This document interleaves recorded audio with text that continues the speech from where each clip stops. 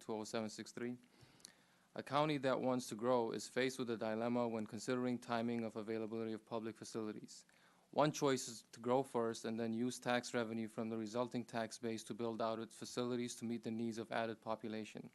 Alternatively, it can build out the facilities in hopes that growth will come as people move to the area, which will allow it to recoup the cost incurred due to expanded facilities. Howard County seems to have chosen the first alternative of growth first and public facilities later. Other counties have to rely on growth first before expanding facilities because there is uncertainty about people's willingness to move. We know that Howard County is considered a desirable place to live for many reasons, including its schools, so we don't face the same uncertainty.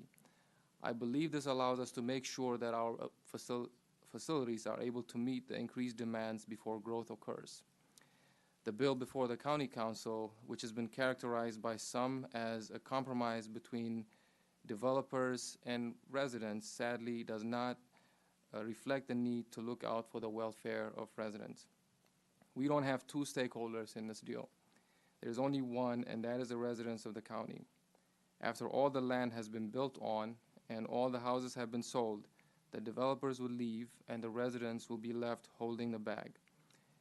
As it usually happens, resources will dwindle, quality will go down, and those with means will leave the county for better living conditions. The tax base that remains will not have the ability to cover the cost to maintain existing facilities, which will lead to a large amount of county debt.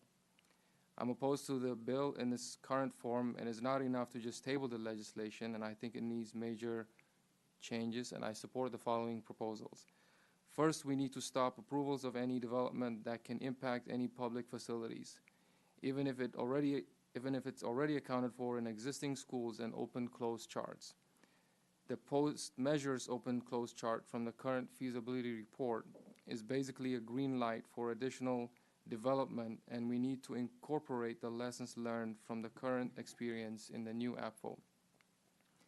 Other suggestions I have to create an inter-county government working group that comprises of the school board and the administration's planning department that creates a single open-close chart, making sure that the program capacity limit is 100%, including the high schools and the allocation test, and include additional tests such as environmental impacts in police and fire.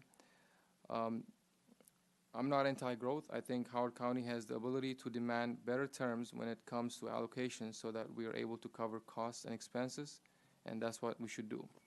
Thank you. Thank you, sir. Any questions? Judy Fisher,